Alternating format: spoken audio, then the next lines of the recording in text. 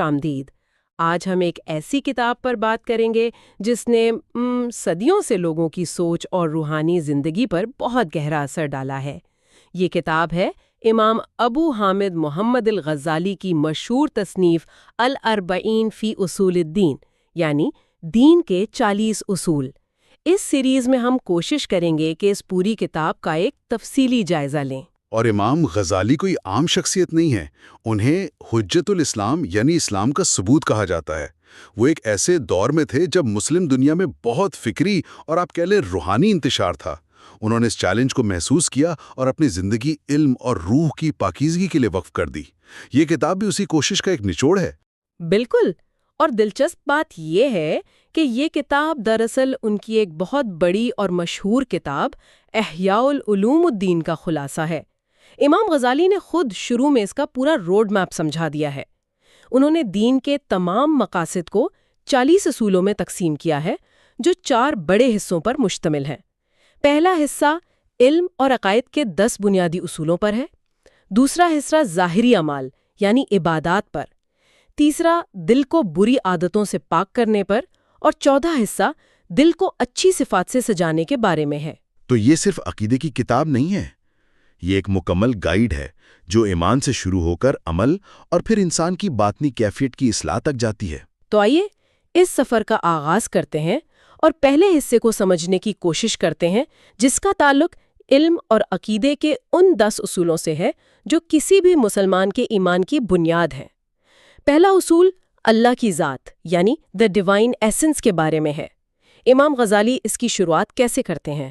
وہ بہت ہی بنیادی اور جامع بات سے شروع کرتے ہیں کہ اللہ اپنی ذات میں ایک ہے، اس کا کوئی شریک نہیں، وہ اکیلا ہے، اس جیسا کوئی نہیں، وہ ہمیشہ سے ہے، اس کی کوئی ابتدا نہیں، اور ہمیشہ رہے گا، اس کی کوئی انتہا نہیں۔ وہ الاول بھی ہے، الآخر بھی، الظاہر بھی اور الباطن بھی، یعنی وہ ایک ایسی ہستی ہے جس پر وقت یا زمانے کا کوئی اثر نہیں ہوتا۔ تو اگر اللہ کی ذات ایسی یکتا اور بے مثال ہے تو پھر اس کا اپنی مخلوق سے تعلق کیسا ہے؟ یہ ہمیں اگلے اصول تقدیس یعنی ٹرانسینڈنس کی طرف لے جاتا ہے۔ یہ ٹرانسینڈنس ایک بھاری لفظ ہے۔ اگر آپ کو کسی ایسے شخص کو سمجھانا ہو جسے ان اصطلاحات کا علم نہیں، تو آسان لفظوں میں اس کا کیا مطلب ہوگا؟ بہت اچھا سوال ہے۔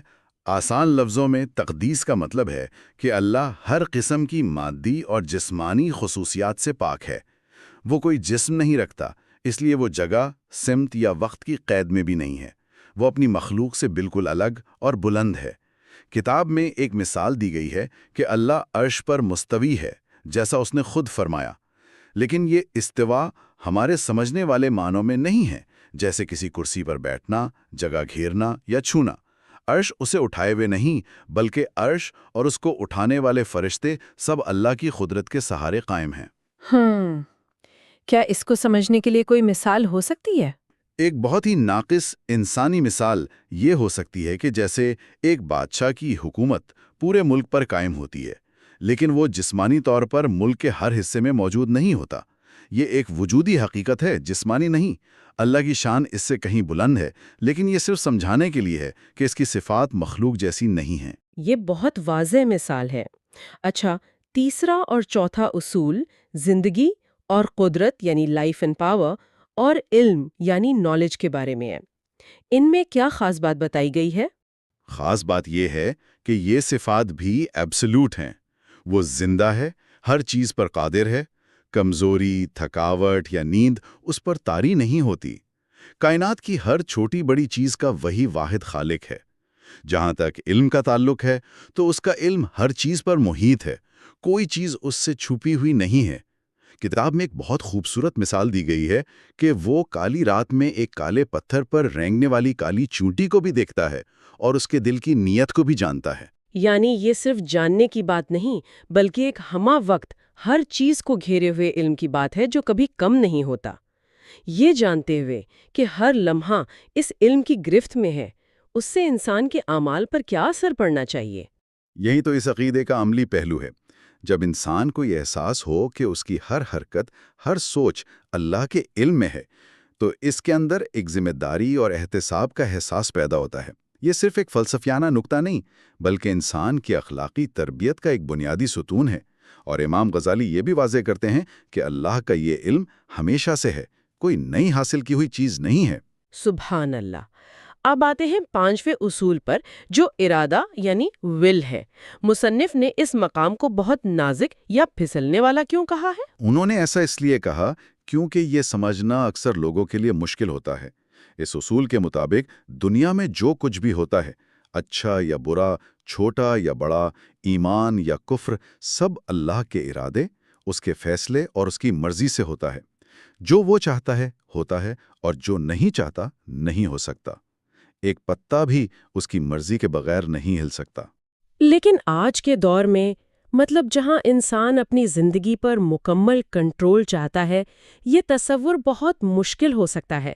لوگ سوچ سکتے ہیں کہ اگر سب کچھ پہلے سے طے ہے تو پھر ہماری کوشش اور مرضی کی کیا اہمیت ہے؟ کیا امام غزالی اس پر سر تسلیم خم کرنے میں کوئی روحانی حکمت بھی بتاتے ہیں؟ کیا یہ پریشانی سے نجات کا ذریعہ ہے یا بے بسی کا احساس؟ آپ نے بالکل صحیح جگہ پر انگلی رکھی ہے۔ امام غزالی اس کی گہرائی میں جانے سے خبردار کرتے ہیں۔ وہ کہتے ہیں کہ تقدیر یعنی پریڈیسٹینیشن ایک ایسا راز ہے جس پر بہت زیادہ بحث انسان کو گمراہی کی طرف لے جا سکتی ہے۔ وہ نبی کریم صلی اللہ علیہ وسلم کا فرمان نقل کرتے ہیں کہ جب بھی قومیں ہدایت کے بعد گمراہ ہوئیں تو ان میں فضول بحثوں کی عادت پڑ گئی، اور حضرت عمر رضی اللہ عنہ نے تقدیر کے سوال پر اسے ایک گہرا سمندر قرار دیا تھا جس میں غوطہ لگانے سے منع فرمایا۔ تو اس کا مطلب ہے کہ اس کی تفصیلات میں الجھنے کے بجائے اس پر ایمان لانا زیادہ محفوظ راستہ ہے؟ جی، امام غزالی کا یہی پیغام ہے۔ روحانی حکمت یہ ہے کہ انسان اپنی ذمہ داری پوری کرے، کوشش کرے، لیکن نتیجے اللہ پر چھوڑ دے۔ یہ انسان کو تکبر سے بچاتا ہے جو وہ کامیاب ہو، اور مایوسی سے بچاتا ہے جو وہ ناکام ہو۔ یہ دراصل بے بسی نہیں، بلکہ اللہ کی حکمت پر مکمل بھروسے کا نام ہے، جو ذہنی سکون کا سب سے بڑا ذریعہ ہے۔ ٹھیک ہے۔ اچھا، اگلے 3 اصول اللہ کی صفات سے متعلق ہیں: سننا اور دیکھنا اور کلام کرنا۔ ان تینوں میں مشترک بات یہ لگتی ہے کہ امام غزالی اس بات پر زور دے رہے ہیں کہ یہ صفات موجود ہیں، لیکن ہماری انسانی صفات جیسی نہیں ہیں۔ کیا میں صحیح سمجھی؟ آپ نے بالکل درست خلاصہ کیا ہے۔ نکتہ یہی ہے کہ اللہ سنتا اور دیکھتا ہے، لیکن آنکھوں یا کانوں جیسے اعضاء کے بغیر۔ اس کی یہ صفات کسی جسمانی عضو کی محتاج نہیں ہے۔ اسی طرح وہ کلام کرتا ہے، لیکن اس کا کلام مخلوق کے کلام جیسا نہیں جو آواز، حروف یا زبان کا محتاج ہو۔ قرآن، تورات اور انجیل اسی ازلی کلام کا ایک ظہور ہیں جو اس کی کتابوں کی صورت میں رسولوں پر نازل ہوئیں۔ یعنی یہ صفات اپنی حقیقت میں ہماری سمجھ سے بالاتر ہے، لیکن ہم ان پر ویسے ہی ایمان لاتے ہیں جیسے بیان کی گئی ہیں، بغیر یہ سوال کیے کہ کیسے۔ بالکل۔ 8واں اصول اللہ کے افعال یعنی ڈیوائن ایکشنز کے بارے میں ہے۔ یہ ایک بہت اہم موضوع ہے، کیونکہ عام طور پر جب ہم دنیا میں تکلیف یا ناانصافی دیکھتے ہیں تو پہلا سوال خدا کے انصاف کا ہی اٹھتا ہے۔ تو کیا امام غزالی کا نقطہ نظر یہ ہے کہ ہمیں انصاف کے اپنے انسانی پیمانے کو خدا پر لاگو کرنے کی کوشش ہی نہیں کرنی چاہیے؟ جی، امام غزالی اسی غلط فہمی کو دور کرتے ہیں۔ وہ بتاتے ہیں کہ اللہ کے سوا جو کچھ بھی موجود ہے وہ اس کے عمل سے وجود میں آیا ہے، اور اس کا ہر کام بہترین، مکمل اور منصفانہ ہے۔ اس کے انصاف کا موازنہ بندوں کے انصاف سے نہیں کیا جا سکتا۔ ظلم تب ہوتا ہے جب کوئی دوسرے کی ملکیت میں مداخلت کرے، جبکہ اللہ کے علاوہ کسی کی کوئی ملکیت ہے ہی نہیں، ہر چیز اسی کی ہے۔ لیکن یہ سمجھنا مشکل ہے۔ اگر کوئی کہے کہ دنیا میں جو برائی نظر آتی ہے وہ بھی خدا کے عمل کا حصہ ہے، تو یہ بات ایک عام انسان کو بے چین کر سکتی ہے۔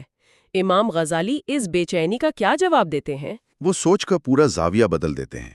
وہ کہتے ہیں کہ اللہ کا مخلوق کو پیدا کرنا اور انعام دینا اس کا فضل ہے، اس پر کوئی چیز واجب نہیں۔ اگر وہ تمام مخلوق کو تکلیف بھی دے تو یہ ظلم نہیں ہوگا، کیونکہ وہ اپنی ہی ملکیت میں تصرف کر رہا ہے، کسی اور کی نہیں۔ یہ ایک بہت گہرا نکتہ ہے کہ ہم اپنے محدود انسانی انصاف کے تصور کو کائنات کے خالق پر لاگو نہیں کر سکتے۔ اس کے ہر کام میں حکمت ہے، چاہے وہ ہماری سمجھ میں آئے یا نہ آئے۔ یہ واقعی سوچ کو بدل دینے والی بات ہے۔ 9واں اصول یوم آخرت یعنی دی لاسٹ ڈے ہے۔ اس کے بارے میں امام غزالی کن مراحل کا ذکر کرتے ہیں؟ وہ قیامت کے اہم مراحل کا ایک نقشہ کھینچتے ہیں۔ قبروں سے اٹھایا جانا، اعمال کا ایک کتاب میں درج ہونا جس میں چھوٹی بڑی کوئی چیز نہیں چھوٹی ہوگی، اعمال کا ایک سچے ترازو المیزان میں تولا جانا، جہنم کے اوپر بنے پل صراط سے گزرنا جو بال سے باریک اور تلوار سے تیز ہے، اور آخر میں جنت یا جہنم کا ابدی ٹھکانہ۔ وہ شفاعت کا بھی ذکر کرتے ہیں کہ اللہ کے نبیوں، عالموں اور شہیدوں کی شفاعت سے کچھ گنہگاروں کو سزا مکمل ہونے سے پہلے ہی جہنم سے نکال لیا جائے گا۔ اور اس حصے کا آخری 10واں اصول ہے نبوت یعنی پروفٹ ہوڈ۔ جی، یہاں امام غزالی واضح کرتے ہیں کہ اللہ نے انسانوں کی رہنمائی کے لیے صرف عقل پر انحصار نہیں کیا بلکہ انبیاء کو بھیجا جو اللہ کے پیغام کو مخلوق تک پہنچاتے۔ انہوں نے نبی آخر الزماں حضرت محمد صلی اللہ علیہ وسلم کو تمام جن و انس، عرب و عجم کے لیے بھیجا اور آپ کی شریعت کے ذریعے پچھلی تمام شریعتوں کو منسوخ کر دیا۔ تو اس کا مطلب ہے کہ اللہ کی توحید کا اقرار اس وقت تک مکمل نہیں ہوتا جب تک کہ رسول اللہ صلی اللہ علیہ وسلم کی جی، جب تک ان کی رسالت کی گواہی نہ دی جائے۔ یہ دونوں لازم و ملزوم ہیں۔ بالکل، ایمان کے لیے یہ دونوں شہادتیں یعنی توحید اور رسالت ایک دوسرے سے جڑی ہوئی ہیں، ایک کے بغیر دوسرا نامکمل ہے۔ بالکل۔ ان 9 اصولوں کے بعد مصنف ایک ایپیلاگ یعنی تتمہ شامل کرتے ہیں۔ اس کا مقصد کیا ہے؟ یہ مجھے بہت دلچسپ لگا۔ اس کا مقصد اس عقیدے کو سمجھنے اور اپنانے کے درجات واضح کرنا ہے۔ وہ کہتے ہیں کہ ان بنیادی عقائد پر صرف پختہ یقین رکھنا ہر مسلمان کے لیے ضروری ہے، لیکن اس سے آگے بھی درجات ہیں۔ وہ 3 درجات بتاتے ہیں۔ پہلا درجہ ہے عام سطح، یعنی سنی سنائی باتوں پر پختہ یقین رکھنا۔ امام غزالی کہتے ہیں کہ یہ نجات کے لیے کافی ہے۔ اور دوسرا درجہ؟ دوسرا درجہ ہے دلائل کا علم، یعنی اس عقیدے کے پیچھے جو دلائل ہیں ان کو جاننا تاکہ یقین مضبوط ہو، اور اگر کوئی شبہ پیدا ہو تو اس کا جواب دیا جا سکے۔ یہ علماء اور متکلمین کا درجہ ہے۔ لیکن ایک تیسرا، سب سے اونچا درجہ بھی ہے۔ ایک منٹ، تو وہ کہہ رہے ہیں کہ صرف عقیدہ جان لینا یا اس کے دلائل جان لینا کافی نہیں، بلکہ اس کی حقیقت تک پہنچنے کے بھی درجات ہیں۔ جی، اور سب سے اونچے درجے کے لیے شرائط بھی ہیں۔ یہ تو صرف علم کی نہیں بلکہ روحانی اہلیت کی بات ہو گئی۔ وہ کیا شرائط ہیں؟ آپ نے بالکل صحیح پکڑا۔ یہی اس حصے کی سب سے گہری بات ہے۔ تیسرا درجہ ہے حقیقی معرفت، یعنی ان عقائد کی اصل حقیقت اور باطنی معنی تک پہنچنا۔ یہ صرف جاننا نہیں بلکہ اس حقیقت کو اپنے اندر محسوس کرنا اور اس کا مشاہدہ کرنا ہے۔ امام غزالی کہتے ہیں کہ یہ اعلیٰ ترین درجہ ہر کسی کے لیے نہیں ہے۔ وہ اس کے اہل شخص کے لیے 3 بہت سخت شرائط بیان کرتے ہیں۔ 3 شرائط؟ یہ تو واقعی بہت خاص بات لگتی ہے۔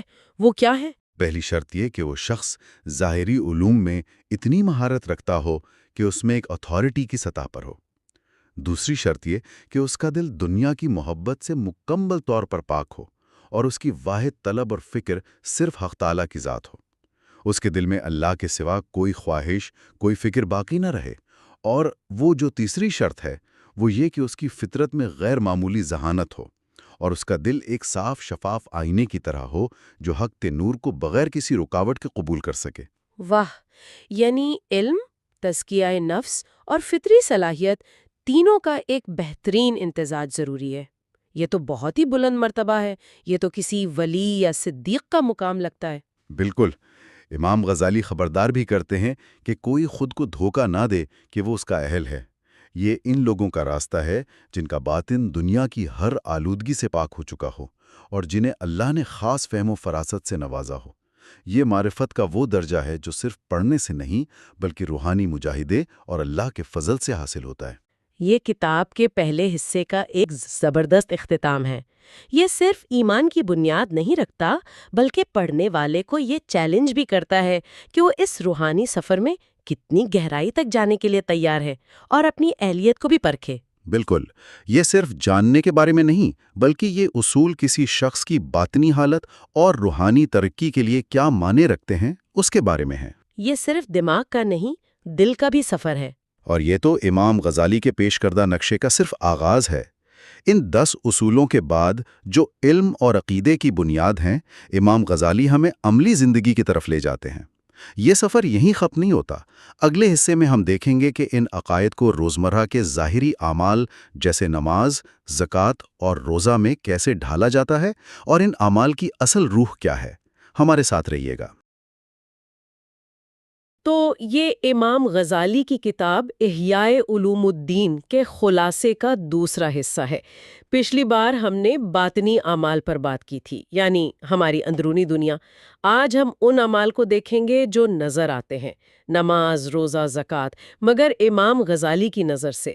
اور ان کی نظر وہ ایکس رے مشین کی طرح ہے جو سیدھا روح تک جاتی ہے۔ بالکل، یہ صرف کرنے یا نہ کرنے والے کاموں کی کوئی لسٹ نہیں ہے۔ امام غزالی کے لیے یہ ظاہری اعمال دراصل ہمارے باطن کو بدلنے اور سنوارنے کے ٹولز ہیں، اوزار ہیں۔ وہ ہمیں، آپ کہہ لیں، ان اوزاروں کا ایک یوزر مینول دے رہے ہیں کہ انہیں ٹھیک سے استعمال کیسے کرنا ہے۔ تو چلیں پھر اس یوزر مینول کو کھولتے ہیں، دیکھتے ہیں کہ نماز جیسے عمل جسے ہم روزانہ دہراتے ہیں، اس کے پیچھے کتنی گہرائی چھپی ہوئی ہے۔ پہلا اصول ہے نماز، الصلاۃ۔ امام غزالی صرف نماز پڑھنے پر نہیں بلکہ نماز قائم کرنے پر زور دیتے ہیں۔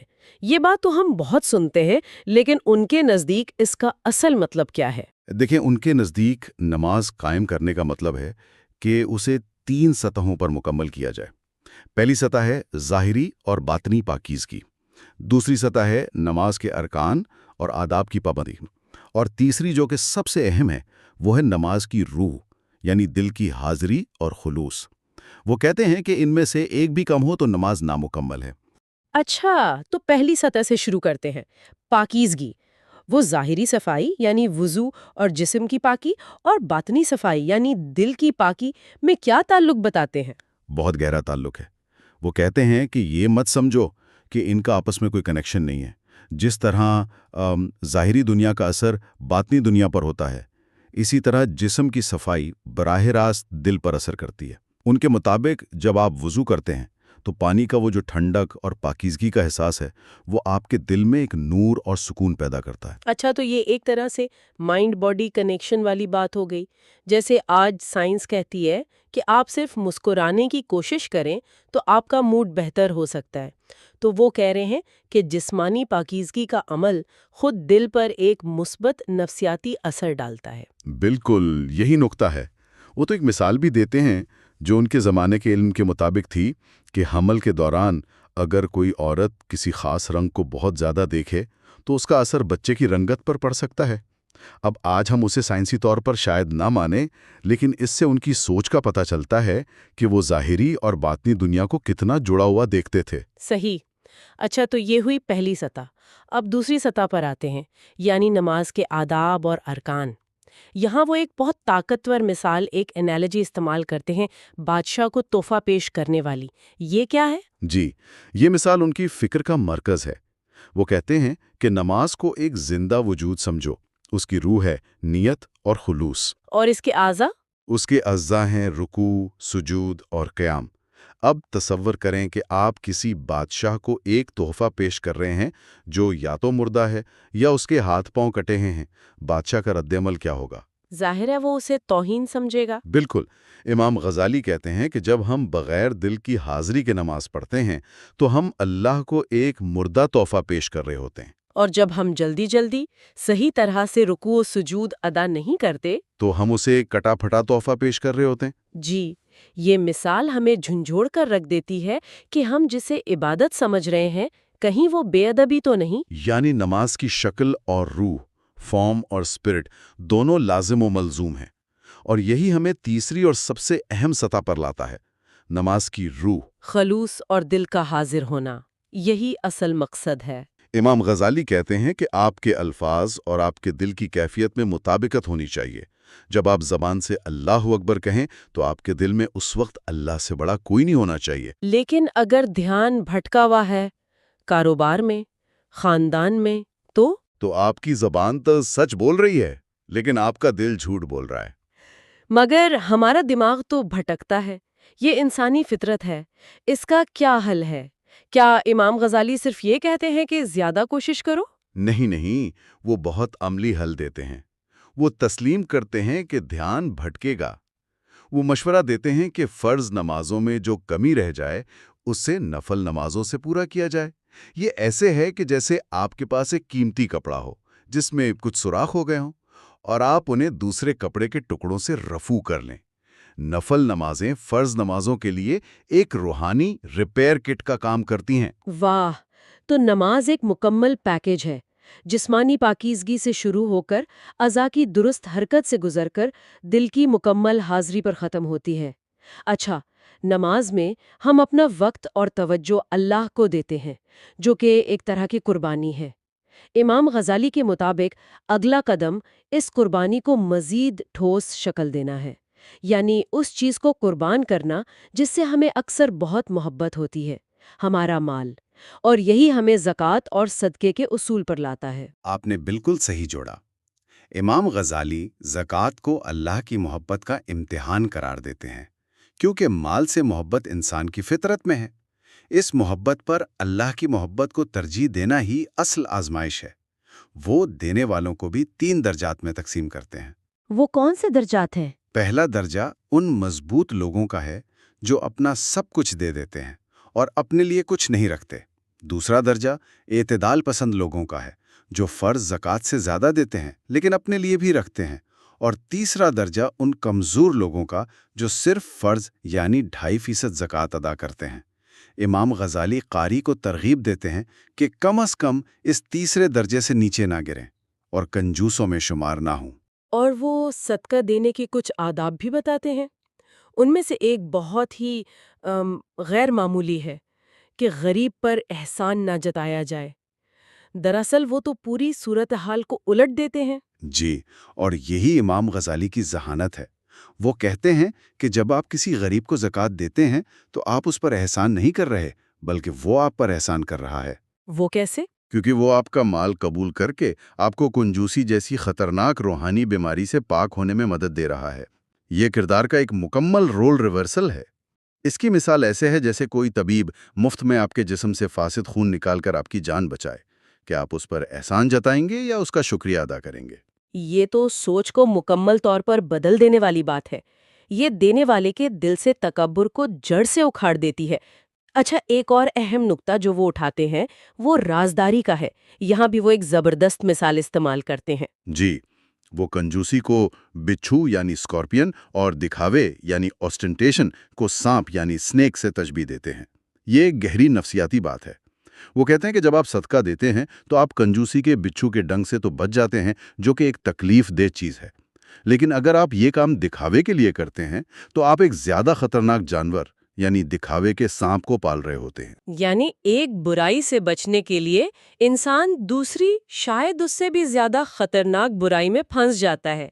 بچھو تو پھر بھی نظر آ جاتا ہے، لیکن دکھاوے کا سانپ تو نیکی کے لباس میں چھپا ہوتا ہے۔ بالکل، اور امام غزالی یہی نقطہ اٹھا رہے ہیں کہ نیت کی خرابی عمل کو کیسے زہرآلود کر دیتی ہے۔ کنجوسی ایک ذاتی کمزوری ہے، لیکن دکھاوا ایک سماجی بیماری ہے جو پورے معاشرے کی روحانی صحت کو خراب کرتی ہے۔ ہم نے اپنی توجہ اور اپنے مال کو قابو کرنے کی بات کی۔ امام غزالی کے مطابق اگلا منطقی قدم جسم کی سب سے بنیادی خواہشات کو قابو کرنا ہے، اور یہ ہمیں تیسرے اصول یعنی روزے کی طرف لاتا ہے۔ جی، امام غزالی کے مطابق روزے کو باقی عبادتوں پر 2 خاص وجوہات کے بنا پر فضیلت حاصل ہے۔ پہلی وجہ یہ ہے کہ یہ ایک مکمل طور پر چھپا ہوا باطنی عمل ہے۔ نماز، حج، زکوٰۃ سب کو لوگ دیکھ سکتے ہیں، لیکن روزہ ایک ایسا راز ہے جو صرف انسان اور اللہ کے درمیان ہوتا ہے۔ اس میں دکھاوے کا امکان بہت کم ہے۔ اور دوسری وجہ یہ ہے کہ روزہ اللہ کے دشمن یعنی شیطان پر براہ راست حملہ ہے۔ امام غزالی کہتے ہیں کہ شیطان کے ہتھیار انسان کی خواہشات ہیں، ڈیزائرز ہیں، اور ان خواہشات کا ایندھن کھانا پینا ہے۔ روزہ رکھ کر آپ دراصل شیطان کی سپلائی لائن کاٹ دیتے ہیں۔ بھوک انسان کی خواہشات کو کمزور کرتی ہے، جس سے اس کا روحانی دفاعی نظام مضبوط ہوتا ہے۔ اور نماز کی طرح وہ روزے کے بھی 3 درجات بتاتے ہیں۔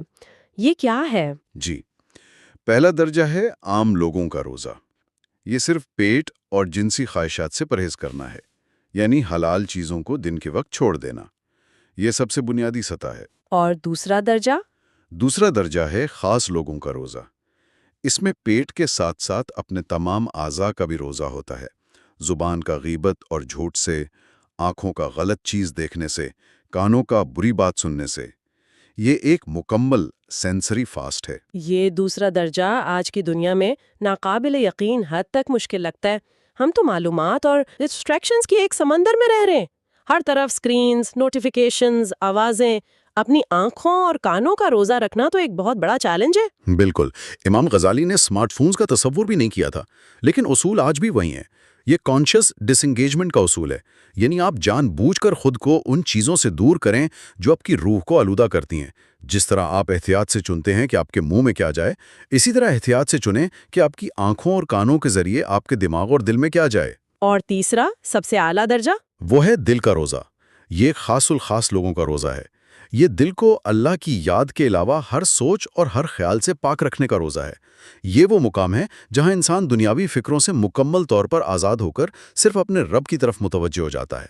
یہ انبیاء اور اولیاء کا روزہ ہے۔ اور روزے کو مکمل کرنے کے لیے وہ ایک اہم نصیحت کرتے ہیں، خاص طور پر افطار کے بارے میں۔ وہ کیا ہے؟ وہ ایک بہت عملی انتباہ ہے۔ وہ کہتے ہیں کہ اس بات کا خیال رکھو کہ روزہ حلال چیز سے کھولا جائے، اور دوسرا، افطار کے وقت اتنا زیادہ نہ کھا لیا جائے کہ دن بھر کی بھوک کا بدلہ پورا ہو جائے۔ اگر ایسا کیا تو روزے کا اصل مقصد، یعنی خواہشات کو کمزور کرنا، ہی فوت ہو جائے گا۔ یہ ایسا ہی ہے جیسے کوئی دوا کھائے اور پھر فوراً زہر کھا لے جو اس دوا کے اثر کو زائل کر دے۔ تو ہم نے اپنی توجہ اپنے مال اور اپنی خواہشات کو نظم و ضبط میں لانے کی بات کی۔ اب چوتھے اصول کی طرف آتے ہیں، جو کہ اللہ کے کلام سے ہمارے تعلق کے بارے میں ہے، قرآن کی تلاوت۔ جی، اور یہاں بھی امام غزالی ظاہری آداب اور باطنی رازوں میں فرق کرتے ہیں۔ ظاہری آداب تو ہم سب جانتے ہیں، احترام سے بیٹھنا، صحیح وقت کا انتخاب کرنا، مناسب مقدار میں تلاوت کرنا۔ وہ ایک دلچسپ بات کہتے ہیں کہ بغیر سوچے سمجھے قرآن کے 2 پارے پڑھنے سے بہتر ہے کہ 2 چھوٹی صورتیں ہی گہرے غور و فکر کے ساتھ پڑھی جائیں۔ مقدار سے زیادہ معیار اہم ہے۔ لیکن اصل خزانہ تو باطنی رازوں میں ہے۔ پہلا راز کیا ہے؟ پہلا راز ہے کلام کی عظمت کو محسوس کرنا۔ وہ کہتے ہیں کہ تلاوت شروع کرنے سے پہلے ایک لمحے کے لیے آنکھیں بند کریں اور کائنات کی ہر چیز کو اپنے ذہن میں لائیں۔ عرش، کرسی، 7 آسمان، زمین، پہاڑ، سمندر، اور پھر یہ محسوس کریں کہ آپ ان سب کے خالق اور مالک کا کلام پڑھنے جا رہے ہیں۔ یہ چھوٹی سی مشق آپ کے دل کو اس کلام کو وصول کرنے کے لیے تیار کر دیتی ہے۔ یہ ایک بہت طاقتور ویژولائزیشن ہے، لیکن اکثر ہم پڑھتے ہیں اور اس عظمت کو محسوس نہیں کر پاتے۔ امام غزالی اس کی کیا وجہ بتاتے ہیں؟ وہ دل پر پڑے ہوئے پردوں یعنی ویلز کی بات کرتے ہیں، جی، اور یہ بہت اہم نقطہ ہے۔ وہ کہتے ہیں کہ قرآن سمجھ نہ آنے کی وجہ اس کی زبان کی مشکل نہیں، بلکہ ہمارے دلوں پر پڑے پردے ہیں۔ عام لوگوں کے لیے یہ پردے شک یا دنیاوی خواہشات کے ہوتے ہیں، لیکن وہ ایک حیران کن بات کہتے ہیں کیا؟ کہ عبادت گزار لوگوں کے لیے بھی پردے ہو سکتے ہیں۔ عبادت گزار لوگوں کے لیے پردے؟ وہ کیسے؟ جیسے کہ حروف کی ادائیگی اور تجوید پر حد سے زیادہ توجہ دینا۔ وہ کہتے ہیں کہ جو دل صرف اس بات پر مرکوز ہو کہ حرف عین حلق کے کس حصے سے نکل رہا ہے اور دود کی آواز کیسی ہے، وہ روحانی دنیا کے راز کیسے پا سکتا ہے؟ اس کا دل تو ہونٹوں اور گلے کے حرکت میں اٹکا ہوا ہے۔ گویا ٹیکنیک جو کہ ایک ذریعہ تھی، خود ایک رکاوٹ بن گئی۔ اصل مقصد الفاظ کی خوبصورتی سے گزر کر روح تک پہنچنا تھا۔ بالکل، سفر الفاظ سے شروع ہوتا ہے، لیکن منزل اس کا مطلب اور روح ہے، اور آخری مرحلہ صرف سمجھنا نہیں بلکہ اس سے متاثر ہونا ہے۔ امام غزالی کہتے ہیں کہ تلاوت کا اثر آپ کے وجود پر ظاہر ہونا چاہیے۔ رحمت کی آیات آئیں تو آپ کا چہرہ خوشی سے کھل اٹھے، عذاب کی آیات آئیں تو آپ خوف سے سکڑ جائیں۔ یہ ایک زندہ تجربہ ہونا چاہیے جو آنسوؤں کی شکل میں یا رونگٹے کھڑے ہونے کی صورت میں ظاہر ہو۔ تو جب ہم ان سب کو ایک ساتھ دیکھتے ہیں، نماز، صدقہ، روزہ اور تلاوت، یہ واضح ہو جاتا ہے کہ امام غزالی کے لیے یہ ظاہری اعمال خود مقصد نہیں ہیں، یہ باطن کو بدلنے کا دروازہ ہیں۔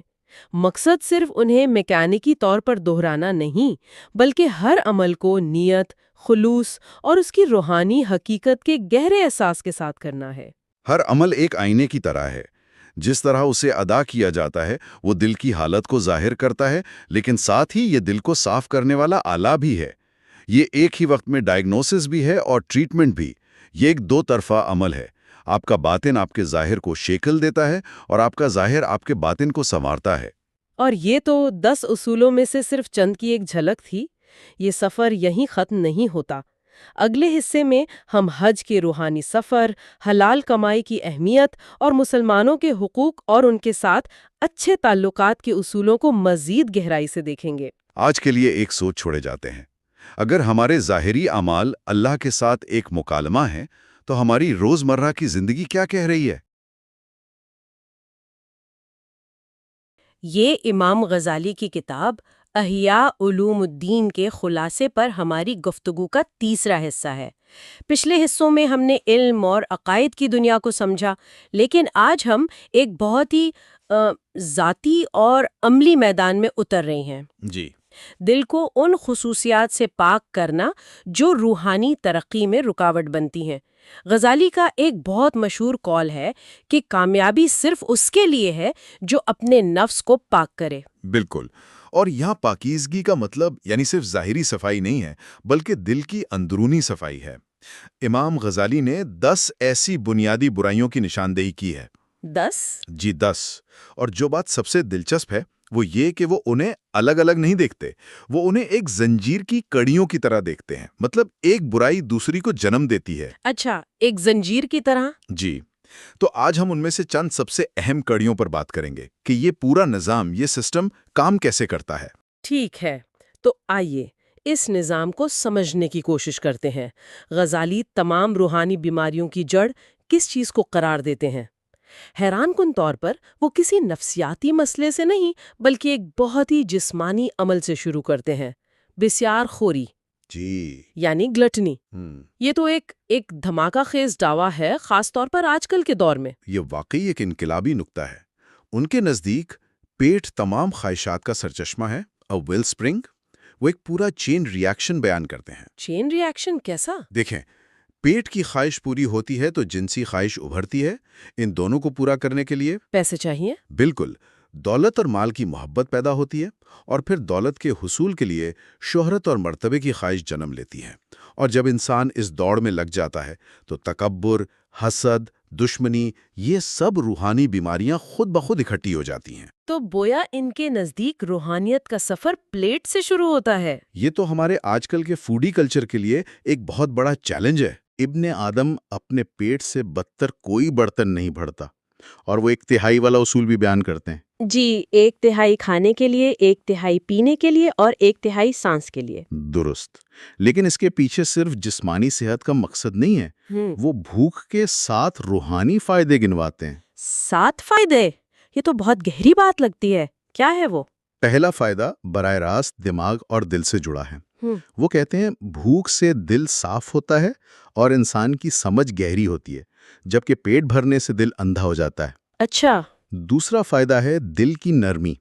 جب پیٹ خالی ہو تو عبادت اور اللہ کے ذکر میں ایک خاص لذت اور رقت محسوس ہوتی ہے، جو پیٹ بھرے انسان کو نصیب نہیں ہوتی. بالکل. تیسرا فائدہ ہے نفس کا ٹوٹنا اور عاجزی پیدا ہونا. غزالی کہتے ہیں کہ بھوک سے بڑھ کر نفس کو کوئی چیز نہیں توڑتی. نفس کی عاجزی والا نقطہ بہت گہرا ہے، کیونکہ عام طور پر تو طاقت اور بھرپور ہونا فخر کی علامت سمجھا جاتا ہے. صحیح. اور چوتھا فائدہ اسی سے جڑا ہے: ہمدردی. جب انسان خود بھوک محسوس کرتا ہے تو اسے دوسروں کی بھوک اور تکلیف کا احساس ہوتا ہے. ایک بھوکا ہی بھوکے کا درد سمجھ سکتا ہے. یعنی یہ صرف ذاتی عبادت نہیں بلکہ ایک سماجی تربیت بھی ہے. یقیناً. پانچواں فائدہ گناہوں کی خواہشات کو توڑنا ہے. جب جسم میں ضرورت سے زیادہ توانائی نہیں ہوتی تو گناہ کی طرف رغبت خود بخود کم ہو جاتی ہے. اور چھٹا فائدہ جسمانی طور پر ہلکا پن محسوس کرنا ہے. زیادہ کھانے سے نیند اور سستی آتی ہے جو عبادت اور دوسرے کاموں میں رکاوٹ بنتی ہے. اور ساتواں اور آخری فائدہ وہ ہے مالی بوجھ میں کمی. جو شخص کم کھانے پر راضی ہو جاتا ہے اسے زیادہ مال کی ضرورت نہیں رہتی، اس کی زندگی سادہ ہو جاتی ہے. یہ سب فائدے تو بہت متاثر کن ہیں، لیکن اگر کسی کو زیادہ کھانے کی عادت ہو تو اس کے لیے یہ بہت مشکل ہوگا. کیا غزالی اس کا کوئی پریکٹیکل حل بھی بتاتے ہیں؟ ہاں، ان کا اپروچ بہت پریکٹیکل ہے. وہ کہتے ہیں کہ ایک دم سے اپنی خوراک کم نہ کریں بلکہ بتدریج گریجولی کریں. گریجولی یعنی آہستہ آہستہ؟ جی. ہر روز اپنی خوراک سے صرف 1 یا 2 لقمے کم کرنا شروع کریں۔ وقت کے ساتھ ساتھ معدہ کم کھانے کا عادی ہو جائے گا اور یہ تبدیلی تکلیف دہ بھی نہیں لگے گی۔ یہ حیران کن ہے کہ غزالی نے جسمانی اعمال جیسے کھانے پر اتنا گہرا روحانی تجزیہ کیا ہے۔ کیا وہ یہی منطق ہمارے ایک اور عمل یعنی بولنے پر بھی لاگو کرتے ہیں؟ بالکل۔ بسیار خوری کے بعد جو دوسری بڑی بیماری وہ بیان کرتے ہیں وہ ہے بسیار گوئی، یعنی لوکویشسنس، فضول اور زیادہ بولنا۔ اچھا۔ وہ کہتے ہیں کہ زبان کا دل پر سب سے گہرا اثر ہوتا ہے۔ وہ نبی اکرم صلی اللہ علیہ وسلم کا قول نقل کرتے ہیں، جو شخص مجھے اپنے جبڑوں اور ٹانگوں کے درمیان کی چیز کی ضمانت دے، میں اسے جنت کی ضمانت دیتا ہوں۔ زبان کی 20 بیماریاں، یہ تو بہت لمبی لسٹ ہے۔ ان میں سے سب سے اہم کون سی ہیں؟ غزالی نے 20 الگ الگ بیماریوں کی نشاندہی کی ہے، لیکن وہ 5 کو سب سے نمایاں قرار دیتے ہیں: جھوٹ، غیبت، بحث و مباحثہ، بیجا تعریف اور حد سے زیادہ مذاق۔ آئیے غیبت پر بات کرتے ہیں، یعنی بیک بائٹنگ، کیونکہ اس کی تعریف بہت چونکا دینے والی ہے۔ جی بالکل۔ عام طور پر ہم سمجھتے ہیں کہ غیبت کا مطلب کسی کے بارے میں جھوٹی بات کرنا ہے۔ اور یہی سب سے بڑا دھوکہ ہے۔ غزالی واضح کرتے ہیں کہ غیبت یہ ہے کہ آپ کسی کے بارے میں کوئی ایسی بات کریں جو اسے ناپسند ہو، چاہے وہ سچ ہی کیوں نہ ہو۔ چاہے وہ سچ ہو۔ جی، اگر وہ بات جھوٹی ہے تو وہ غیبت نہیں بلکہ بہتان ہے، جو اس سے بھی بڑا گناہ ہے۔ وہ حضرت عائشہ رضی اللہ عنہا کی ایک بہت مشہور مثال دیتے ہیں جی۔ کہ ایک بار انہوں نے ہاتھ سے اشارہ کیا کہ ایک عورت پستہ قد ہے، یعنی شارٹ ہے، تو نبی اکرم صلی اللہ علیہ وسلم نے فرمایا، تم نے اس کی غیبت کی، صرف ایک اشارہ۔ لیکن زندگی تو بہت پیچیدہ ہے۔ کیا ایسی صورتحال نہیں ہو سکتی جہاں کسی کے بارے میں کوئی منفی بات کرنا ضروری ہو؟ یہ تو ایک بہت بڑی گرے ایریا ہے۔ یہ ایک بہترین سوال ہے اور غزالی اس پر بھی تفصیل سے بات کرتے ہیں۔ وہ غیبت کو حرام قرار دینے کے بعد 6 ایسی صورتیں بھی بتاتے ہیں جہاں اس کی اجازت ہے۔ اچھا، اجازت بھی ہے؟ جی، مثال کے طور پر اگر کوئی شخص ظلم کا شکار ہے تو وہ حاکم کے پاس جا کر ظالم کی شکایت کر سکتا ہے۔ یہ غیبت نہیں۔ اسی طرح اگر آپ سے کوئی شادی یا کاروبار کے معاملے میں مشورہ مانگے تو سچ بتانا ضروری ہے۔ بالکل، تو دوسرے شخص کے منفی پہلوؤں کو سچائی سے بتانا غیبت نہیں بلکہ امانت ہے۔ یہاں نیت کردار کشی نہیں بلکہ دوسرے کو نقصان سے بچانا ہے۔ مقصد ہمیشہ اصلاح ہوتا ہے، کسی کی تذلیل نہیں۔ تو نیت اور کانٹیکسٹ سب سے اہم ہے۔ بالکل۔ اور ایک آخری بات جو وہ زبان کے بارے میں کہتے ہیں وہ یہ ہے کہ جب الفاظ ناکام ہو جاتے ہیں یا بحث گرم ہو جاتی ہے تو کیا ہوتا ہے؟ غصہ۔ غصہ۔ اور یہی ہماری تیسری روحانی بیماری ہے۔ غزالی اسے اللہ کی بھڑکتی ہوئی آگ گششلہ کہتے ہیں۔ غصے کے بارے میں کا نظریہ بہت دلچسپ ہے۔ وہ کہتے ہیں کہ طاقتور وہ نہیں جو کشتی میں کسی کو پچھاڑ دے، بلکہ طاقتور وہ ہے جو غصے کے وقت خود پر قابو رکھے۔ لیکن ان کا علاج روایتی سوچ سے تھوڑا مختلف ہے۔ ہاں، ان کا پوائنٹ آف ویو یہ ہے کہ غصے کو جڑ سے ختم کرنا مقصد نہیں ہے، یہ ناممکن بھی ہے اور غیر دانشمندانہ بھی۔ کیوں؟ کیونکہ غصہ ایک ضروری جذبہ ہے۔ یہی جذبہ آپ کو ظلم کے خلاف کھڑا کرتا ہے، اپنے دین اور خاندان کی حفاظت پر مجبور کرتا ہے۔ مقصد غصے کو ختم کرنا نہیں بلکہ اس کی تربیت کرنا ہے۔ وہ ایک شکاری کتے کی مثال دیتے ہیں جو بہت دلچسپ ہے۔ کیا آپ اسے تھوڑا کھولیں گے؟ وہ کہتے ہیں کہ غصے کو ایک شکاری کتے کی طرح ہونا چاہیے، جسے اس طرح سدھایا جاتا ہے کہ وہ صرف اپنے مالک کے اشارے پر حملہ کرے اور اس کے اشارے پر رک جائے، ہر کسی پر بھونکنا شروع نہ کر دے۔ بالکل۔ یہاں مالک کون ہے؟ عقل اور شریعت۔ یعنی غصے کو عقل اور دین کے تابع کرنا ہے، اسے بے لگام نہیں چھوڑنا۔ تو یہ اینگر مینجمنٹ کی ایک بہت ہی سوفسٹیکیٹڈ فارم ہے۔ لیکن جب غصہ آ رہا ہو، اس لمحے میں کیا کیا جائے؟ کیا اس کے لیے بھی کوئی عملی اقدامات ہیں؟ جی، وہ چند فوری اقدامات بتاتے ہیں۔ پہلا یہ کہ فوراً اعوذ باللہ من الشیطان الرجیم پڑھا جائے۔ دوسرا، اپنی پوزیشن بدل لیں، اگر کھڑے ہیں تو بیٹھ جائیں، بیٹھے ہیں تو لیٹ جائیں۔ اس سے جسمانی طور پر شدت کم ہوتی ہے۔ جی، اگر پھر بھی غصہ کم نہ ہو تو وضو کریں، کیونکہ حدیث میں ہے کہ غصہ آگ سے ہے اور آگ کو پانی بجھاتا ہے۔ اور ایک آخری قدم وہ بتاتے ہیں جو بہت ہی گہرا ہے۔ ہاں، اور وہ سب سے طاقتور ہے۔ وہ کہتے ہیں کہ اگر کچھ بھی کام نہ کرے تو اپنے گال کو زمین پر رکھ دو۔ زمین پر؟ جی، یہ تکبر کو توڑنے کا حتمی عمل ہے، کیونکہ غصے کی سب سے بڑی وجہ تکبر ہی ہوتا ہے۔ میری بات کیوں نہیں مانی گئی؟ میری بے عزتی کیسے ہوئی؟ جب انسان اپنا چہرہ زمین پر رکھتا ہے تو وہ اپنی حقیقت کو یاد کرتا ہے۔ یہ واقعی بہت گہرا نفسیاتی علاج ہے، اور جب انسان اپنے غصے پر قابو نہیں پا پاتا تو اکثر اس کا اگلا قدم حسد ہوتا ہے۔ وہ دوسروں کو پرسکون اور کامیاب دیکھ کر جلنے لگتا ہے۔ آپ نے بالکل صحیح جوڑا، یہی وہ زنجیر ہے جس کی ہم بات کر رہے تھے۔ چوتھا اصول حسد ہے، انوی، جس کے بارے میں نبی اکرم صلی اللہ علیہ وسلم نے فرمایا کہ یہ نیکیوں کو اس طرح کھا جاتا ہے جیسے آگ خشک لکڑی کو۔ غزالی یہاں حسد یعنی انوی اور رشک یعنی کمپٹیشن یا غبطہ کے درمیان ایک بہت اہم فرق واضح کرتے ہیں۔ ہم اکثر ان الفاظ کو ایک ہی معنی میں استعمال کرتے ہیں، ان میں کیا فرق ہے؟ حسد یہ ہے کہ آپ کسی دوسرے شخص کے پاس کوئی نعمت دیکھ کر یہ خواہش کریں کہ وہ اس سے چھن جائے، چاہے وہ آپ کو ملے یا نہ ملے۔ یہ حرام ہے۔ اچھا۔ جبکہ رشک، جسے غبطہ کہا جاتا ہے، یہ ہے کہ آپ کسی کے پاس کوئی اچھی چیز دیکھیں اور یہ خواہش کریں کہ کاش میرے پاس بھی ایسی ہی نعمت ہو، لیکن اس کی نعمت چھن جانے کی خواہش نہ کریں۔ یہ جائز ہے۔ لیکن حسد ایک بہت ہی طاقتور جذبہ ہے، اس کا علاج کیا ہے؟ یہ کہنا تو آسان ہے کہ حسد نہ کرو، لیکن کرنا بہت مشکل ہے۔ بہت مشکل ہے۔ کسی ایسے شخص کی تعریف کرنا جس سے آپ جلتے ہوں، یہ تو نفس پر بہت بھاری ہوگا۔ کیا غزالی اس نفسیاتی رکاوٹ پر بات کرتے ہیں؟ وہ اس رکاوٹ کو اچھی طرح سمجھتے ہیں، اسی لیے وہ اس کا علاج 2 حصوں میں تقسیم کرتے ہیں۔ پہلا حصہ علم پر مبنی ہے اور دوسرا عمل پر۔ یہ ایک طرح کی اینشنٹ کوگنیٹو بیہیویئرل تھیراپی ہے۔ اچھا، علم اور عمل؟ جی، علمی علاج یہ ہے کہ انسان خود کو سمجھائے کہ حسد کرنے سے جس سے حسد کیا جا رہا ہے اس کا کوئی نقصان نہیں ہوتا، الٹا اس کا فائدہ ہوتا ہے۔ کیسے؟ کیونکہ حاسد کی نیکیاں اس کے کھاتے میں چلی جاتی ہیں۔ اصل نقصان اور تکلیف تو خود حاسد کو ہی ہوتی ہے، دنیا میں بھی اور آخرت میں بھی۔ اور عملی علاج کیا ہے؟ عملی علاج یہ ہے کہ اپنے نفس کو مجبور کیا جائے کہ وہ حسد کے جذبے کے بالکل الٹ کام کرے۔ جس شخص سے حسد ہو اس کی تعریف کرنا شروع کر دیں، اس کی نعمت پر خوشی کا اظہار کریں، اس کے لیے دعا کریں اور اس کے ساتھ پہلے سے زیادہ عاجزی سے پیش آئیں۔ یہ تو اپنے نفس کے خلاف ایک جہاد ہے۔ بالکل، اور غزالی کہتے ہیں کہ اس کا نتیجہ یہ نکلتا ہے کہ دشمنی دوستی میں بدل جاتی ہے اور حسد کی آگ ٹھنڈی پڑ جاتی ہے۔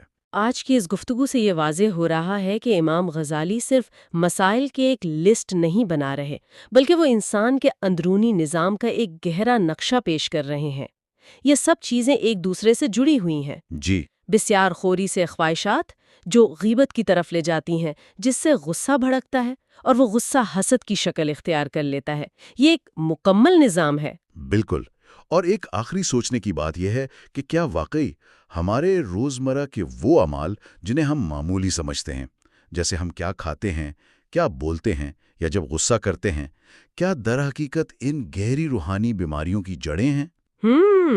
غزالی ہمیں یہ دعوت دیتے ہیں کہ ہم اپنی زندگی کے چھوٹے چھوٹے اعمال پر غور کریں، کیونکہ بڑی عمارتیں چھوٹی اینٹوں سے ہی بنتی ہیں۔ یہ سفر یہیں ختم نہیں ہوتا۔ اگلے حصے میں ہم دیکھیں گے کہ امام غزالی بخل اور مال کی محبت، شہرت کی خواہش، تکبر اور دکھاوے جیسی خصوصیات پر کیا کہتے ہیں اور ان سے چھٹکارا پانے کا کیا راستہ بتاتے ہیں۔ ہم امام غزالی کی کتاب احیاء علوم الدین کا ایک خلاصہ پر اپنی گفتگو کے آخری حصے میں ہیں۔ اس حصے میں وہ ان صفات پر بات کرتے ہیں جنہیں وہ الاخلاق المحمودہ کہتے ہیں، یعنی قابل تعریف خوبیاں۔ اور یہ صرف اچھے اخلاق کی کوئی لسٹ نہیں ہے، بلکہ کردار کو پاک کرنے اور روحانی ترقی کے لیے ایک مکمل روڈ میپ ہے۔ بالکل، اور یہ صرف ایک اچھا انسان بننے کے بارے میں نہیں ہے، یہ ایک بہت گہرا، آپ کہہ سکتے ہیں کہ نفسیاتی اور روحانی سفر ہے۔ غزالی اس سفر کا آغاز توبہ سے کرتے ہیں اور اس کی انتہا، مطلب جو کلائمیکس ہے، وہ خدا سے محبت اور اس پر توکل جیسی کیفیات پر ہوتی ہے۔ وہ ہمیں قدم بقدم بتاتے ہیں کہ یہ اندرونی تبدیلی کیسے لائی جائے، ایک طرح سے روح کی انجینئرنگ ہے۔ تو آج ہم ان میں سے کچھ کلیدی اصولوں کو سمجھنے کی کوشش کریں گے، جیسے توبہ، خوف، زہد، صبر اور شکر، تاکہ یہ سمجھا جا سکے کہ غزالی کے نزدیک ایک پاکیزہ کردار کی بنیاد آخر ہے کیا اور یہ سفر ہمیں کہاں لے کر جاتا ہے۔ تو آئیے وہیں سے شروع کرتے ہیں جہاں سے غزالی نے شروع کیا، توبہ۔ وہ اسے مسافروں کے لیے راستے کا آغاز اور خوشی کی کنجی کہتے ہیں۔ یہ اتنا بنیادی کیوں ہے؟ مطلب ہر چیز اسی سے کیوں شروع ہو رہی ہے؟ دیکھیے، ان کے نزدیک توبہ کا مطلب ہے دوری کے راستے سے واپس قربت کے راستے کی طرف پلٹنا۔ اچھا۔ اور یہ کوئی صرف جذباتی لمحہ نہیں ہے، بلکہ ایک منظم عمل ہے۔ اس کی شروعات علم اور ایمان سے ہوتی ہے۔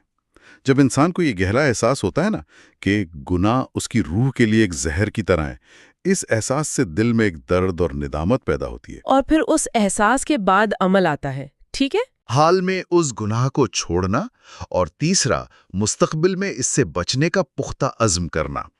ان تینوں کے بغیر توبہ مکمل نہیں ہوتی۔ تو یہ صرف معافی مانگنا نہیں ہے، بلکہ اپنا پورا راستہ بدلنا ہے۔ بالکل۔ ایک بات جو مجھے بہت سٹرائکنگ لگی وہ یہ تھی کہ وہ کہتے ہیں کہ توبہ سب پر واجب ہے۔ یہ ایک بہت بڑا دعویٰ ہے۔ کیا اس کا مطلب یہ ہے کہ ہر انسان ہر وقت کسی نہ کسی طرح گناہ کی حالت میں ہے؟ یہ ایک بہترین سوال ہے۔ غزالی کی دلیل یہ ہے کہ انسان کے اندر کئی فطرتیں ایک ساتھ کام کر رہی ہیں، جیسے حیوانی فطرت جس سے خواہشات پیدا ہوتی ہیں، پھر درندہ صفت فطرت جس سے غصہ آتا ہے، پھر شیطانی فطرت ہے جو حسد اور دھوکہ دہی کی طرف لے جاتی ہے، اور ایک حاکمانہ فطرت ہے جس سے تکبر پیدا ہوتا ہے۔ ان سب کے مقابلے میں عقل اور ایمان بعد میں آتے ہیں۔ تو انسان کے اندر یہ جنگ، یہ کشمکش ناگزیر ہے؟ تو کوئی بھی اس سے بچ نہیں سکتا۔ کوئی بھی نہیں۔ اسی لیے توبہ کی ضرورت ہر ایک کو ہے۔ واہ، وہ درخت والی مثال تو بہت گہری ہے۔ وہ کہتے ہیں کہ ایک شخص ایک درخت کو اکھاڑنا چاہتا ہے لیکن کمزوری کی وجہ سے نہیں کر پاتا، اور وہ اسے اگلے سال کے لیے چھوڑ دیتا ہے، حالانکہ وہ جانتا ہے کہ درخت اور مضبوط ہوگا اور وہ خود اور کمزور ہو جائے گا۔ غزالی اسے جہالت کی انتہا کہتے ہیں۔ یہ تو صرف توبہ نہیں بلکہ زندگی کی کسی بھی بری عادت کو ٹالنے پر لاگو ہوتی ہے۔ یہ سوچنا کہ کل کر لوں گا۔ بالکل، جبکہ مسئلہ ہر روز مزید جڑ پکڑ رہا ہے۔ اور وہ ایک اور خوبصورت مثال دیتے ہیں۔ کہتے ہیں کہ توبہ دل کے لیے وہی کام کرتی ہے جو صابن کپڑوں کے لیے کرتا ہے۔ یہ دل کو صاف کرتی ہے، اور اگر کسی کو شک ہو کہ اس کی توبہ قبول ہوئی یا نہیں، تو اس کی وجہ یہ نہیں کہ توبہ کام نہیں کرتی، بلکہ یہ کہ شاید اس کی شرائط یعنی ندامت، چھوڑنا اور عزم پوری نہیں ہوئی۔ ٹھیک ہے، تو ایک بار جب توبہ کے ذریعے دل صاف ہو جائے تو اسے صاف رکھنے کے لیے کیا موٹیویشن ہے؟ کیا اسی مقام پر خوف کا تصور آتا ہے؟ آپ نے بالکل صحیح نقطہ پکڑا ہے۔ توبہ کے بعد غزالی خوف یعنی الخوف کی بات کرتے ہیں، لیکن یہاں یہ سمجھنا بہت ضروری ہے کہ یہ وہ خوف نہیں ہے جو ہمیں پیرالائز کر دے یا مایوس کر دے۔ ایک منٹ، خوف کا لفظ آج کے دور میں تھوڑا منفی تاثر دیتا ہے۔ لوگ سوچ سکتے ہیں کہ مذہب ڈرانے کے لیے ہے۔ غزالی کے خوف اور آج کی اینگزائٹی یا ڈر میں کیا فرق ہے؟ وہ اسے ایک مثبت محرک قوت کیسے بناتے ہیں؟ بہت اہم نقطہ ہے۔ دیکھیں، غزالی خوف کو مستقبل میں کسی ناپسندیدہ چیز کی توقع کی وجہ سے دل کے درد کے طور پر بیان کرتے ہیں، لیکن وہ کہتے ہیں کہ خوف کی سب سے اعلیٰ قسم اللہ کی ذات یا اس کے عذاب سے نہیں بلکہ اس کی صفات کو جاننے سے پیدا ہوتی ہے، جیسے اس کی عظمت، اس کا جلال، اس کی طاقت۔ اچھا، اسی لیے وہ قرآن کی آیت کا حوالہ دیتے ہیں، اللہ سے حقیقی طور پر ڈرنے والے صرف علم والے ہیں۔ جتنا زیادہ آپ کسی عظیم ہستی کو جانتے ہیں اتنا ہی آپ کے دل میں اس کے لیے احترام اور او پیدا ہوتا ہے۔ یہ وہ والا خوف ہے۔ تو یہ ایک قسم کا احترام والا خوف ہے جو علم سے پیدا ہوتا ہے، اور اس کا ایک مقصد ہے، یہ انسان کو عمل کی طرف لے جاتا ہے۔ جی ہاں، وہ خوف کو ایک کوڑا کہتے ہیں جو بندے کو خوشی کی طرف ہنکتا ہے۔ یہ آپ کو ان چیزوں سے دور بھاگنے پر مجبور کرتا ہے جو آپ کے لیے نقصان دہ ہیں، یعنی گناہ۔ اور جب انسان گناہوں اور دنیا کی بیکار چیزوں سے بھاگتا ہے تو وہ قدرتی طور پر اگلے اصول کی طرف بڑھتا ہے، زہد یعنی اسیٹسزم۔ یہ لفظ سن کر ذہن میں ایک بہت ہی ایکسٹریم تصویر آتی ہے، جیسے کوئی سب کو چھوڑ کر جنگل میں چلا گیا ہو۔ غزالی اسے کیسے بیان کرتے ہیں؟ ان کے نزدیک زہد کی حقیقت یہ ہے کہ دنیا حاصل کرنے کی صلاحیت کے باوجود نفس کا اس سے منہ موڑنا اور رضاکارانہ طور پر اس سے دستبردار ہو جانا۔ اس کی بنیاد یہ علم ہے کہ آخرت کی زندگی دنیا سے بہتر اور پائیدار ہے۔ اس کا مطلب غریب ہونا نہیں ہے، بلکہ دل کو دنیا کی محبت سے آزاد کرنا ہے۔ وہ کچھ بہت اسپیسیفک مثالیں بھی دیتے ہیں، جیسے 1 سال سے زیادہ کا کھانا ذخیرہ نہ کرنا یا صرف ایک قمیض رکھنا۔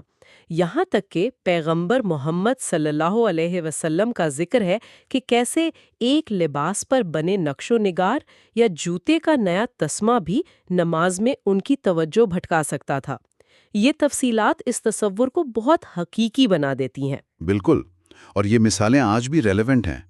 آج کی دنیا میں تو شاید اس کا مطلب ایک قمیض رکھنا نہ ہو، لیکن شاید ڈیجیٹل مینیملزم یا ہسل کلچر کی دوڑ سے خود کو الگ کرنا اسی زہد کی ایک نئی شکل ہے۔ یہ بہت دلچسپ نکتہ ہے، یعنی ان چیزوں سے دل ہٹانا جو ہماری توجہ اصل مقصد سے بھٹکاتی ہیں، چاہے وہ سوشل میڈیا کی اینڈلیس سکرولنگ ہو یا ہر وقت زیادہ کمانے کی فکر۔ مقصد دل کو غیر ضروری بوجھ سے خالی کرنا ہے۔ بالکل یہی بات ہے، دل کو مادی چیزوں سے الگ کرنا تاکہ وہ اعلیٰ مقصد سے توجہ نہ ہٹا سکیں۔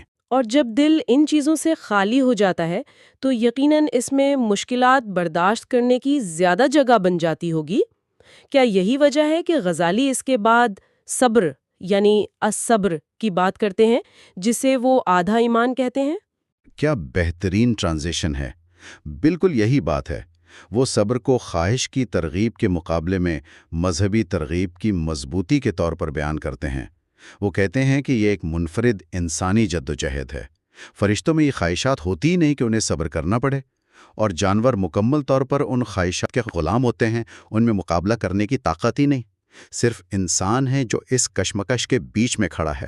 تو یہ انسانی روحانی جنگ کا مرکز ہے، اور یہ صرف مصیبتوں پر صبر کرنے کے بارے میں نہیں ہے نا؟ یہ تصور اس سے کہیں زیادہ وسیع ہے۔ بہت وسیع ہے۔ وہ اسے کئی حصوں میں تقسیم کرتے ہیں۔ عبادات کی ادائیگی پر صبر، یعنی مستقل مزاجی سے ان پر قائم رہنا۔ گناہوں سے بچنے پر صبر، یعنی جب دل کسی غلط کام کی طرف مائل ہو تو خود کو روکنا۔ دوسروں سے ملنے والی تکلیف پر صبر، اور آخر میں ان آفات پر صبر جو ہمارے اختیار سے باہر ہیں، جیسے بیماری یا کوئی نقصان۔ یہ زندگی کے ہر پہلو کو کور کرتا ہے۔ اگر صبر آدھا ایمان ہے تو پھر ایمان کا دوسرا آدھا حصہ کیا ہے؟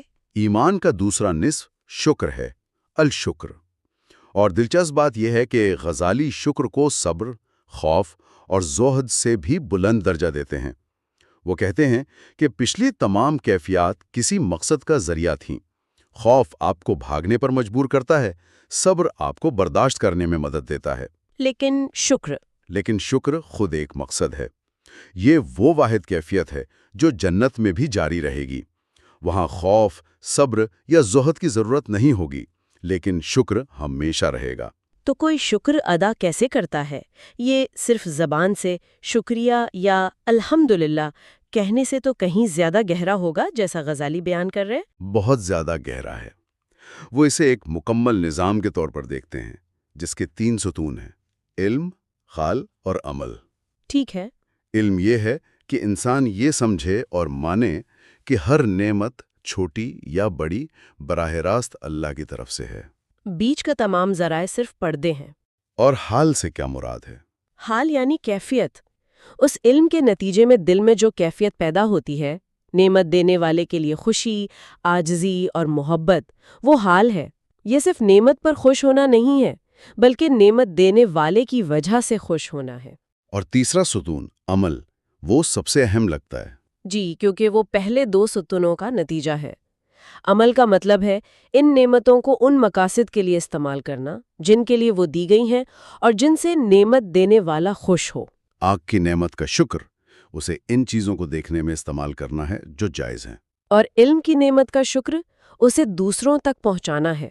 بالکل، وہ پیسے کی جو مثال دیتے ہیں وہ تو کمال ہے کہ سونے اور چاندی کو برتنوں کے طور پر استعمال کرنا ایسا ہے جیسے کسی حاکم کو بنائی یا کھیتی باڑی کے کام پر لگا دیا جائے۔ یہ اس کے اصل مقصد کی توہین ہے۔ اس سے پتہ چلتا ہے کہ شکر کا مطلب چیزوں کو ان کے اصل اعلیٰ مقصد کے لیے استعمال کرنا ہے۔ ٹھیک ہے، تو ہم نے توبہ سے صفائی کی، خوف سے خود کو متحرک کیا، زہد سے دنیاوی بوجھ ہلکا کیا، صبر سے مشکلات کا سامنا کیا اور شکر سے ایک مثبت اور تعمیری مائنڈ سیٹ اپنایا۔ لیکن ان چیزوں کا کیا ہوگا جو ہمارے کنٹرول سے باہر ہیں؟ مجھے لگتا ہے کہ یہاں توکل کا تصور آتا ہے۔ جی، یہ سفر کی اگلی منزل ہے، توکل یعنی ریلائنس۔ توکل ایک ایسی کیفیت ہے جو توحید یعنی اللہ کے ایک ہونے کی گہری سمجھ سے پیدا ہوتی ہے۔ اس کا مطلب ہے اپنے تمام معاملات اللہ پر چھوڑ دینا اور دل سے اس پر مکمل بھروسہ کرنا کہ وہ جو بھی کرے گا بہترین کرے گا۔ انہوں نے اس کی جو وکیل والی مثال دی ہے وہ مجھے بہت پسند آئی، کہ جیسے آپ اپنے مقدمے کے لیے شہر کے سب سے قابل، ہمدرد اور بھروسے مند وکیل کو مقرر کرتے ہیں تو آپ کو ایک سکون مل جاتا ہے۔ آپ کو پتہ ہوتا ہے کہ اس نے سب سنبھال لیا ہے۔ آپ اپنا کام کرتے ہیں لیکن دل کا بوجھ اس پر ڈال دیتے ہیں۔ یہ بہترین تشبیہ ہے۔ توکل کا مطلب ہے یہ جاننا کہ کائنات کا چلانے والا سب سے زیادہ طاقتور، سب سے زیادہ علم والا اور سب سے زیادہ مہربان ہے۔